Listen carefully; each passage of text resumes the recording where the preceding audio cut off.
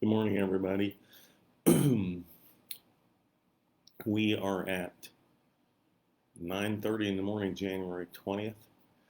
And since there is so much other news going on that has nothing to do with healthcare, I thought I would do a little class that has nothing to do with politics. So I do a lot of health coaching for weight loss management for insulin resistance. And so I get asked about intermittent fasting quite a bit. Is it good for you? Is it bad for you? Is it good for your health? Is it bad for your health? And of course, there's two sides to every fence. But for about 3 years ago, maybe 4 years ago, um, I was I didn't. Well, how am I going to say this? I got introduced to Dr. Jason Fung's work from a pharmacist friend of mine. Her name is Carol Peterson. She also does health coaching, and she lives in Canada. And we interacted. She had talked to me about Jason Fung. Good morning, Wendy. Several years even before that, and I couldn't think of his name, so I called her. And I started really researching what Dr. Fung does. A friend of mine just we've been interacting about polycystic ovarian syndrome, and apparently Dr. Fung has just written a new book on managing polycystic ovarian syndrome through diet and fasting. So that may be the topic of a series of classes coming up. The book that started it all for him is the Obesity Code. It's always funny when you're doing this with a camera. Jason Fung. So you see this. So if you really want to delve into this, boy, it's hard to do a reverse camera. If you want to delve into this, you can read this book. And it's not written, highly scientifically. It's written on a down-to-earth level, just to teach you what the health benefits of intermittent fasting are. So he does have a condensed version, which is what we're going to go over today. And then I told you about the USDA food guidelines for 2020 to 2025, and a write-up in Men's Health magazine. And then we had a holiday, and Friday I was teaching at the school, so it's been a week since I've done a class. So I thought, well, let's talk about Jason Fung's work. He has a Facebook group that's fascinating. I joined this group when there's maybe 50,000 members, 35,000, something like that. Last time I checked, there's 130-some thousand members of this group, and they're all inspiring each other. It's called the Fasting Method on Facebook groups.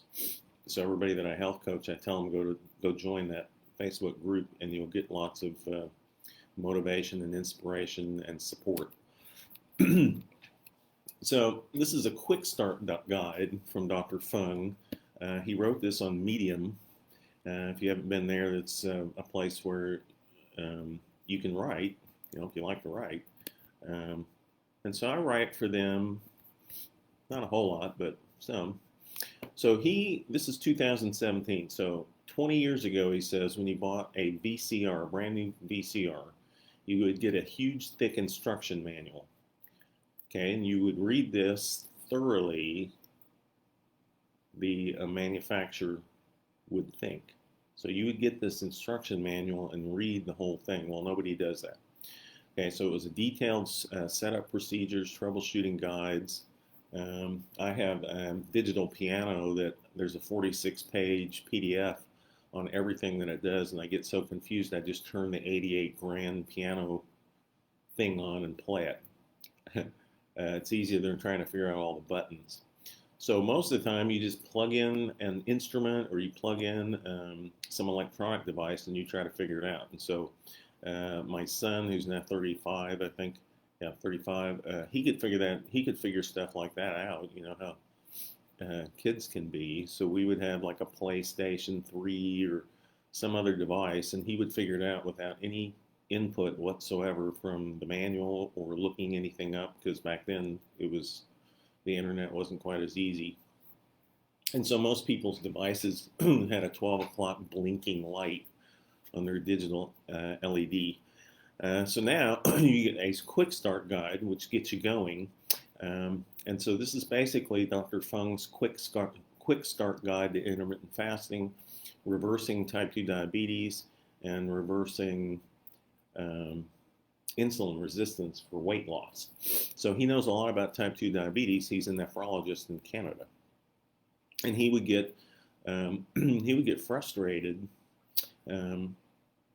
because he was writing all these medications, and really diabetics don't get better. They just take more and more meds. Okay, so instead of reading the obesity code, I'm going to give you the highlights from this article that he wrote for Medium. So his point is, and this is a list, this is a headline on one of his portions of this, is that type 2 diabetes is a fully reversible disease. So we're taught in medical school that it's a chronic and debilitating disease. You can't cure it, and so most doctors keep throwing meds and insulin, etc. So it's claimed and taught that type 2 diabetes is a chronic and it's a progressive disease. The American Diabetes Association almost makes, he says, kind of proudly displays this on its website. So once you get that diagnosis, it's basically a life sentence. So his viewpoint, and this is a direct quote, it's actually a great big lie. So type 2 diabetes is almost always reversible, and he thinks it's almost ridiculously easy to prove that point. Okay, so that's great news because 50%, at least 50% of Americans have some sort of insulin resistance, prediabetes, or actual diabetes.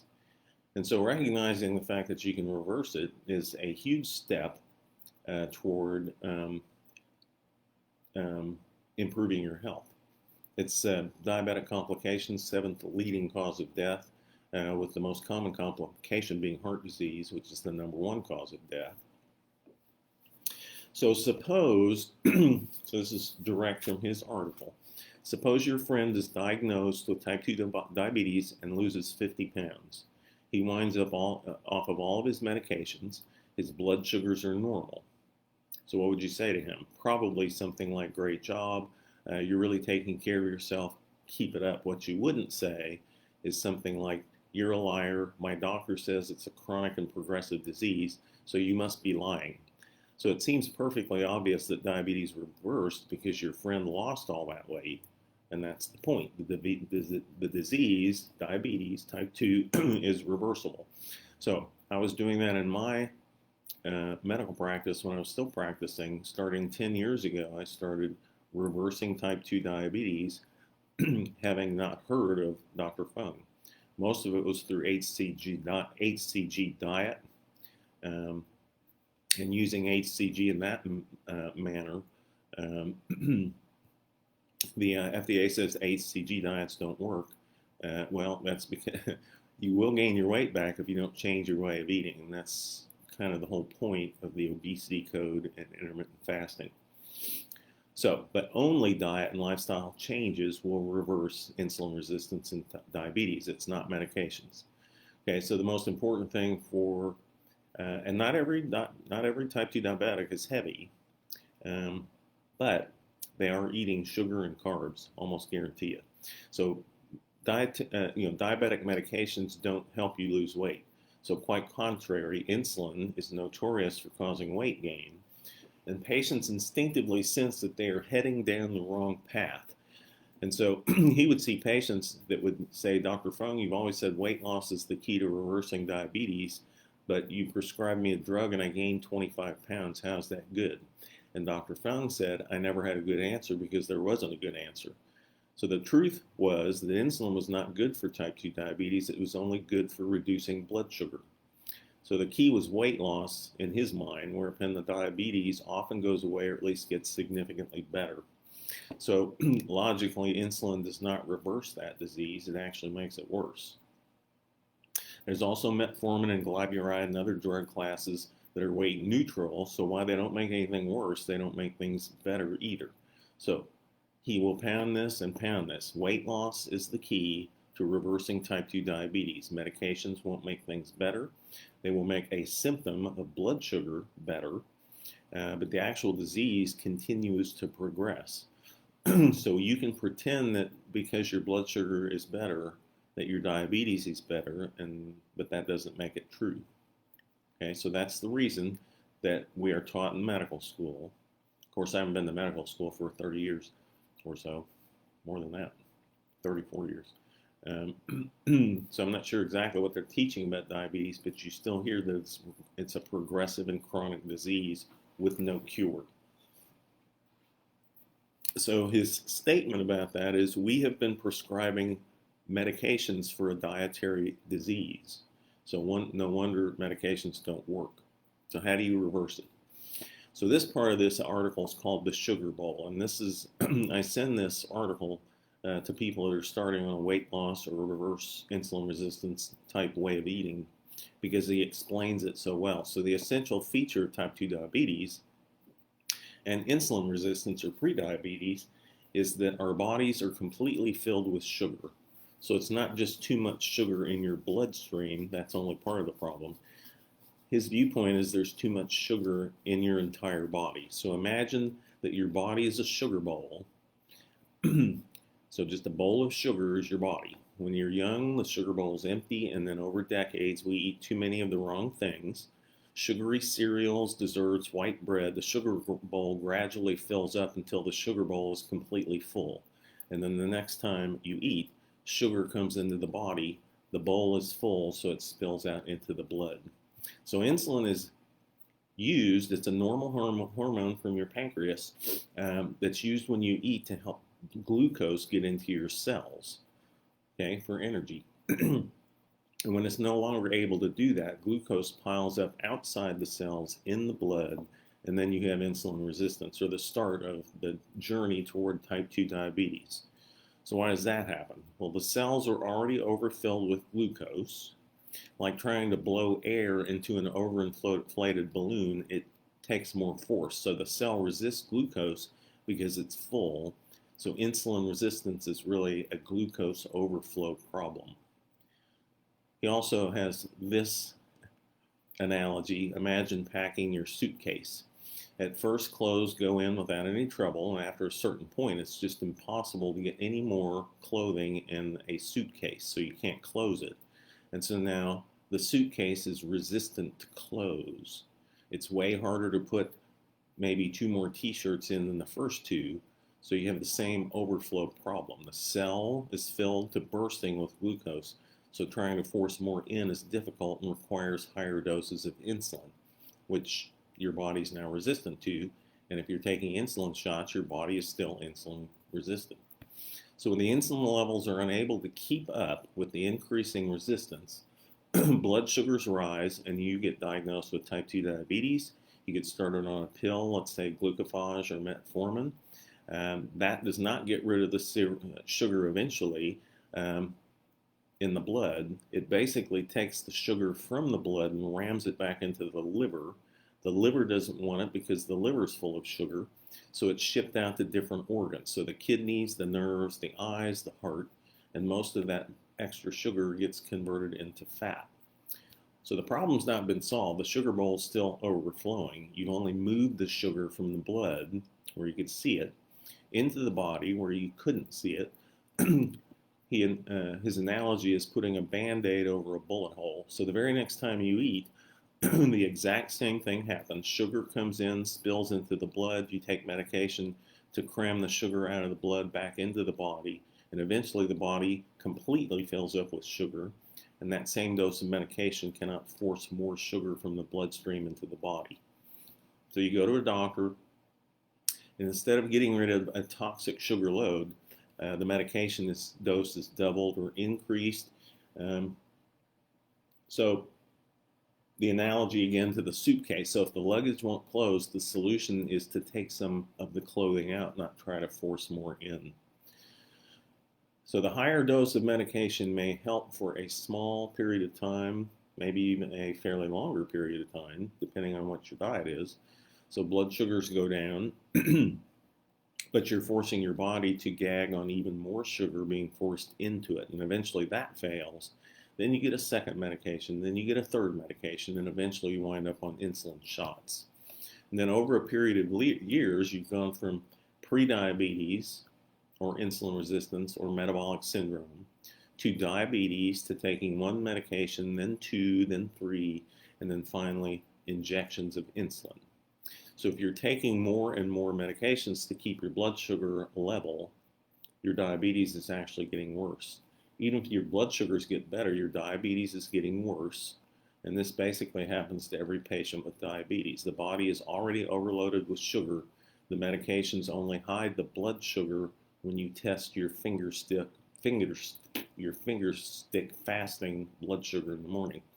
So diabetes looks better since you can only see the blood sugars. So you think, yay, the doctors think, ooh, we've done a great job.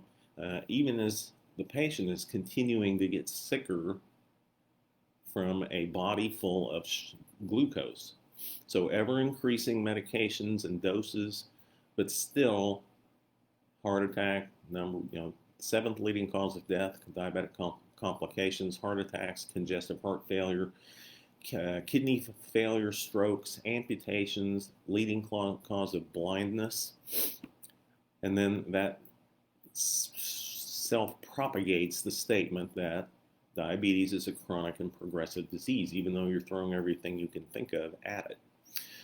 Okay, so imagine, Dr. Fung says, that you hide your kitchen garbage bags under your rug instead of throwing the trash outside to be picked up and hauled off. So you can't see the trash, it's under the rug. So you can pretend that the house is clean, and when there's no more room under the rug, you start throwing garbage into your bedroom and bathroom, everywhere, any place where you don't have to see it. Eventually, you start getting an odor that gets really, really bad. You needed to throw away the garbage, not hide it. So if we understand that too much blood sugar is toxic, why can't we understand that too much sugar in the body is toxic too? This part of the article is called the end game. So what happens over 10 to 20 years? Everything, this is such an interesting statement. I've never seen it put this way. Every single part of your body just starts to rot. So you're rotting from the inside out. That's how he describes it. Diabetes is your body rotting from the inside out. So this is really why diabetes type 2, unlike virtually any other chronic disease, affects every part of your body. So every organ suffers the long-term effects of excess sugar loads. So your eyes can rot, you go blind, your kidneys can rot, you wind up on dialysis, your heart rots, you get heart attacks and heart failure, your brain rots, higher risk of Alzheimer's disease, your liver rots, it becomes fatty liver disease, your legs rot, you get diabetic foot ulcers, your nerves rot, you get diabetic neuropathy. So pretty much no part of your body is spared. So the medications and insulin do nothing to slow down the progression of organ damage because they do not eliminate the toxic sugar load from the body. You're merely pushing it from the blood into your organs and fat stores. Okay, so he mentioned 7 multinational, multi-centered, randomized controlled trials of tight blood sugar control with medications. And in 2008, that review failed to demonstrate reductions. These 7 studies failed to demonstrate reductions in heart disease, the major killer of diabetic patients. So we pretended that using medications to lower blood sugar makes people healthy, but it's been a lie. You cannot use drugs to cure a dietary disease. So how do you reverse it? So once you understand all that, the solution becomes reasonably obvious. You've heard me say it how many times, who knows? If we have too much sugar in the body, you have to get rid of it. You don't simply use medications to hide it and force it into places where you can't see it. So there's only 2 ways to get rid of the excessive sugar. Number 1, don't put sugar into your body. And number 2, burn it off. And that's it. So he says that's all you need to do. The best part, it's natural, it's free, there's no drugs, there's no surgery, it doesn't cost you anything. So step 1, don't put sugar in. The first step, eliminate all sugar and refined starches from your diet. There is no nutritional value. We went through that lecture, 2 months ago, where the endocrinologist said, what's the what's the minimal amount of sugar that your body requires to live? The answer is 0. If your body needs glucose, it will de novo make it for itself. You don't need to put it into your body. So starches, long chains of sugars, highly refined starches, white rice, flour, um, quickly broken down to glucose in your digestive tract, quickly absorbed from the blood, raises blood sugar. Eating white bread increases blood sugar quickly. So it seems that it should be self-evident that we should avoid foods that raise blood sugars because they will eventually be absorbed into the body. So the optimal strategy is to eat little or no refined carbohydrates. Okay? And then he goes on to say, stick to eating whole, natural, and unprocessed foods. Step 2, burn off the excess sugar. Fasting, and this is where the intermittent fasting comes in, simplest and fastest method to force your body to burn sugar for energy. Glucose in the blood is the most easily accessible source of energy in the body, and fasting is merely the opposite of feasting or eating. So if you're not eating, you are fasting. When you eat, your body stores food energy. When you fast, your body burns fat for food energy, for energy. If you simply lengthen the time and periods of fasting, you can burn off stored sugar and thus burn off fat. So since type 2 diabetes is merely excessive glucose and sugar in the body, burning it off will reverse the disease. So fasting sounds severe. Some people can't do it. It usually takes a week. Of course, it takes 6 weeks to make a habit, but it takes about a week for you to get used to intermittent fasting. And fasting, you've read it in the Bible, it's been practiced for thousands of years. It's the oldest form of dietary therapy known to man. So millions of people throughout history have fasted without any problems. And of course, if you're going to fast and you're on medications, you need to consult with your doctor. But here's the bottom line from Dr. Jason Fung. If you don't eat, will your blood sugars come down? Yes. If you don't eat, will you lose weight? Yes. So what's the problem? He said he sees none. Okay, so he states we can reverse type 2 diabetes and prediabetes today, right now, immediately. No cost, no drugs, no surgery, all natural, thousands of years and millions of people with an intermittent fasting healing method. Okay, so I told you, so that's Dr. Fung's viewpoint. So I told you that I would talk to you a little bit about the opposite side of the fence. Okay, so what is the best science, etc., about this? So intermittent fasting is practiced several different ways. Nobody can really say what's the best way to do it. And so you kind of have to individualize what you're eating, with the idea being that you don't eat carbohydrates, you don't eat starches, right? The length of fasting, it takes about 12 years, years. If you fasted 12 years, that would be a problem. It takes about 12 hours for you to go into fat burning mode. 16 hours is better. The 1 meal a day people, so 23 hours of water and bone broth, that's it. And then 1 hour of feasting. You take your time to eat. Remember, it takes 20 minutes for your brain to know that you're, from your gut, that you're full. And then you eat until you're full. No counting calories, and then there's extended fasts. And in this book, he's got meal plans for 1 meal a day, and then extended fasts for 36 hours. So he has a 7-day meal plan for both of those in the back of that book. Okay, so is intermittent fasting good for your health? So the internet, plenty of benefits. You can find food fasts and how good they are for you. It is now a social trend. So the claims about what fasting can do for you have been looked into. So the claim, fasting gives you more focus. The facts, fasting adopters say that going without food allows them to do more work and do it better than they've ever been capable of. And it's not just because they spend less time cooking and eating meals. So it has to do with adrenaline and sleep, or maybe both. So if you fully metabolized your last meal after 10 to 16 hours, and 12 seems to be the tipping point, depending on how much you've eaten, that's when your body transitions from fed to fasted. And that releases a symphony of hormones, including testosterone, cortisol, and some biochemicals that signal your body to mobilize and burn energy stores. This is from a biochemist, Trevor Kashey Nutrition. So your body generates energy by burning fat while arousing it with adrenaline, which increases your alertness and focus. So there's the deal behind it. Makes me more focused, more alert, and more productive. Next claim, fasting makes you healthier.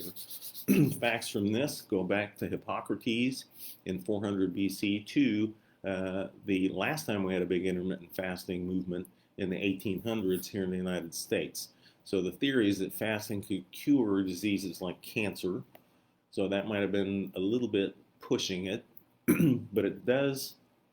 But science shows that fasting can have an effect on chronic disease.